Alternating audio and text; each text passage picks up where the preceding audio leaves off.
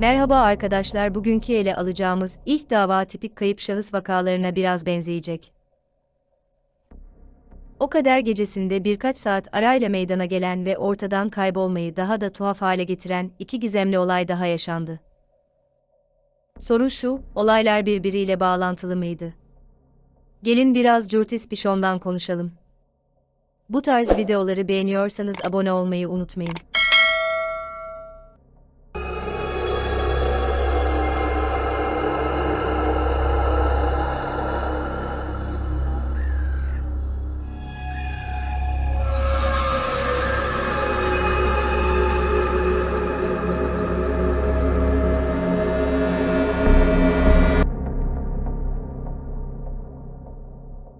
Curtis Pishon, 11 Temmuz 1959'da Nicholas ve Astrid Pishon'un 4 çocuğundan biri olarak doğdu.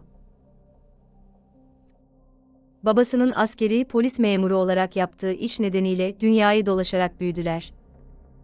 Ailesi geri döndüğünde Curtis Hawaii'de kaldı ve üniversiteye başladı, ancak kısa süre sonra okulu bırakıp New Hampshire, Hopkinton'daki ailesinin yanına dönmeye karar verdi. Hayatı boyunca kurduğu polis memuru olma hayalinin peşinden gitmek istiyordu, ancak polis akademisine katılmak için henüz çok gençti. 1978'de acil durum memuru olarak işe girdi. 2 yıl sonra Amerika Birleşik Devletleri ordusuna katıldı ve Kore'de askeri polis memuru oldu.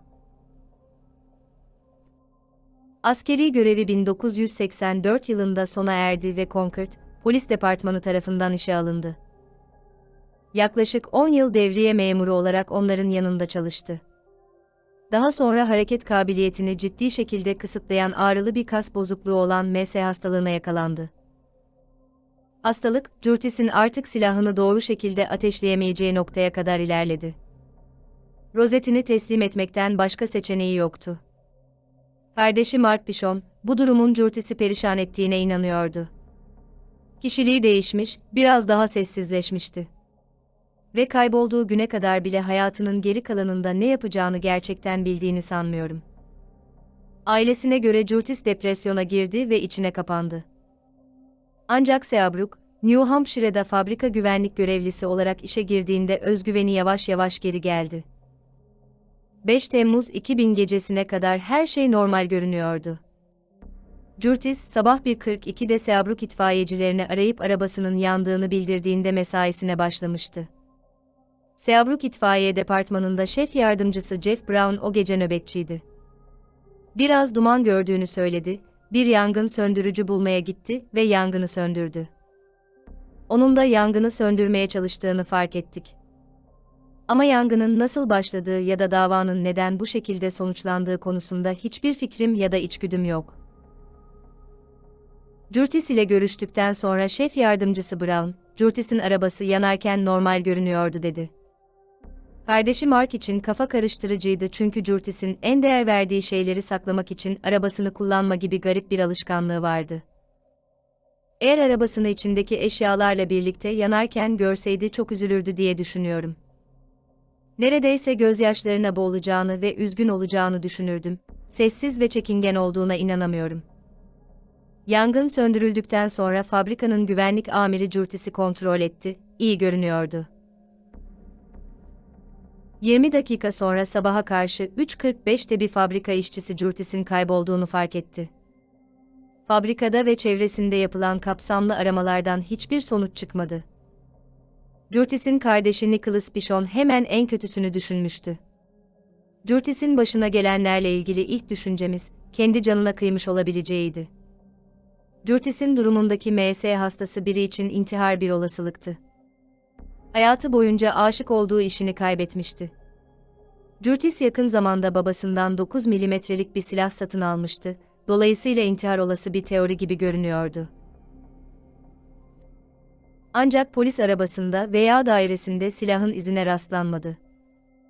Müfettişler daha sonra Curtis'in zihinsel bir çöküntü yaşaması olasılığına odaklandı. Curtis'in kazara yangını başlattığı ve ardından değerli eşyalarını kaybettiği için umutsuzluğa kapıldığı ve öylece çekip gittiğine inanıyorlardı. Nicholas Pishon bu teoriye karşı çıktı. Bu koşullar altında Curtis'in tek başına oradan ayrılmasının, hatta oradan uzaklaşmasının kesinlikle imkanı yok.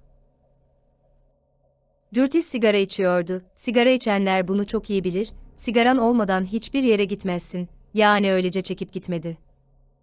Curtis'in bir taksi çağırması ya da fabrikadan çıkan bir kamyona otostop çekmesi de mümkündü. Ancak müfettişler, onun vardiyası sırasında hiçbir taksinin veya şirket kamyonunun fabrikadan ayrılmadığını keşfetti. Bu durum soruşturmacılar için rahatsız edici bir olasılık gibi görünüyordu. Curtis Bichon kaçırılmıştı ya da daha kötüsü öldürülmüştü. Müfettişler, kaçma olasılığını araştırırken Curtis'in çalıştığı fabrikanın içindeki bir kapının ve 2 satış makinesinin vardiyası sırasında hasar gördüğünü tespit etti. Ancak hasara kimin sebep olduğunu kimse bilmiyor. Nicolas Bichon'a göre kardeşinin hayatta olma ihtimali artık ortadan kalktı. Düşüncem birisinin onu kaçırdığı ve öldürdüğü ve cesedi henüz ortaya çıkmayacak şekilde ortadan kaldırdığı yönünde. Kardeşim hayatta olsaydı bize çoktan ulaşmış olurdu ve bunu bize asla yapmazdı. Curtis'i özledim. Ben onun en iyi arkadaşıydım. Dava halen çözülmedi ancak Curtis'in ailesi ve arkadaşları onun bir gün bulunacağını umuyor. Ben diğer davaya geçiş yaparken sizlerin bu konu hakkında düşüncelerinizi yorumlarda görmek isterim. 11 Aralık 1995 sabaha karşı 3:30'da itfaiye birimleri Washington Georgetown bölgesinde yangına müdahale etti. İtfaiyeciler içeri girer girmez yangının üst kattaki yatak odasıyla sınırlı olduğunu keşfetti. Aslında yatağın kendisi yanıyordu. İlk başta evde kimse yokmuş gibi görünüyordu. Ancak duman dağıldığında itfaiyeciler yatakta bir kadın görünce şaşkına döndü. Zar zor nefes alıyordu. 38 yaşındaki Lynn Amos, yalnızca 5 aydır Washington'da yaşayan bir finansal analistti.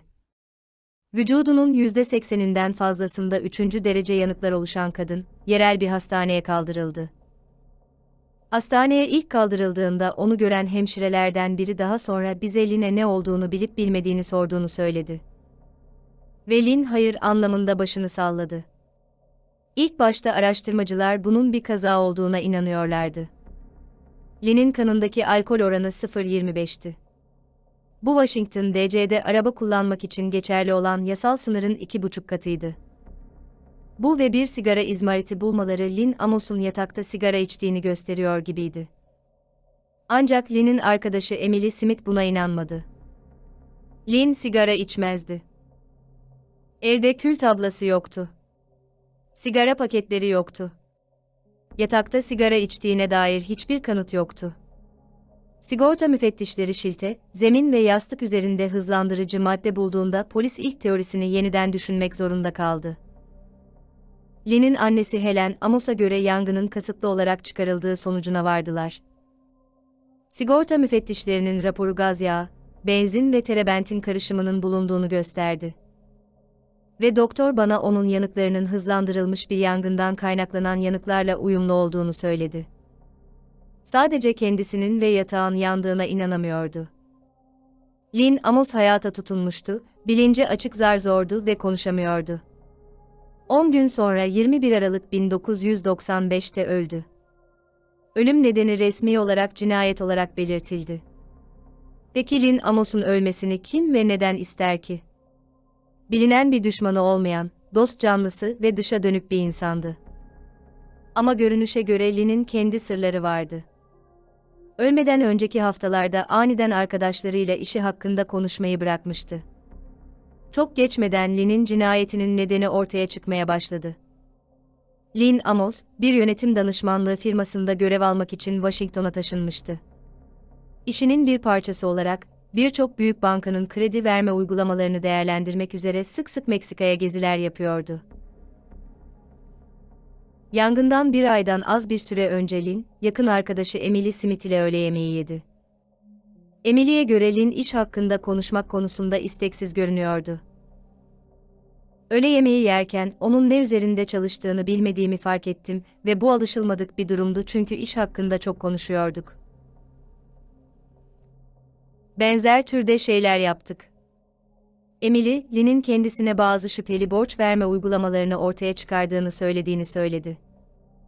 Ben de peki, raporun bir sürü insana sorun çıkaracak mı dedim. O da evet, gerçekten çok çirkin olacak dedi ve tek söylediği buydu. 10 Aralık'ta, yani yangından bir gün önce, Lynn bir kez daha arkadaşlarına patlayıcı olabilecek bazı bilgileri açığa çıkardığını söyledi. Emily tahminde bulundu. Uyuşturucu parasıyla ya da kara parayla ilgili bir krediye rastlamış olması muhtemel. Kredi portföylerini incelerken karşılaşabileceğiniz türden bir şey bu. Lynn'le en son yangın gecesinin geç saatlerinde konuşan biri vardı. Ansar'a göre ertesi gün işe geç kalacağını teyit etmek için ofisini aradığını biliyoruz. Lynn'in evde olduğunu, tamamen iyi olduğunu ve gece saat 10'da 30 dakikalık bir konuşma yaptığını biliyoruz. Saat 10.30'da ne olduğunu bilmiyoruz. Lynn'in annesi kendisine yangının profesyonel bir iş gibi göründüğünün söylendiğini söylüyor. Avukatımıza Lynn'in nasıl öldürüldüğünü ilk anlattığımızda ilk açıklaması şu oldu. Bu profesyonel olay yerine gelen itfaiye dedektifi, bunun kontrollü bir yangın olduğuna dair tüm belirtilerin bulunduğunu, birisinin bu yangının gerekenden fazlasını yapmadığından emin olmak için orada olduğunu söyledi. Lynn'in arkadaşları ve ailesi, katilin gece yarısından sonra evine girdiğine inanıyor. Zorla girildiğine dair bir iz yoktu, yani anahtarı olabilirdi. Ya da belki Lynn saldırganı tanıyordu. Anne Saer, davetsiz misafirin Lynn'i bayılıncaya kadar içki içmeye zorlamış olabileceğine inanıyor. Bulunan alkol seviyesine ulaşmak bir kadın için çok zor, saatte 9 ile 14 arası içki içmek gerekiyor ve bunu tüketmek neredeyse imkansız.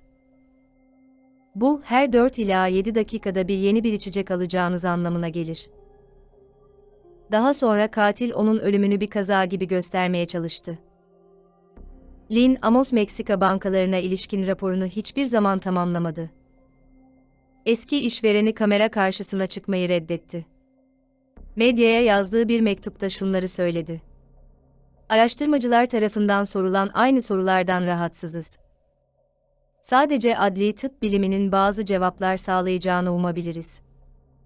Lynn'in akıllarda birçok soru işareti bırakan davası halen çözümlenememiş gizem olarak kalmaya devam ediyor.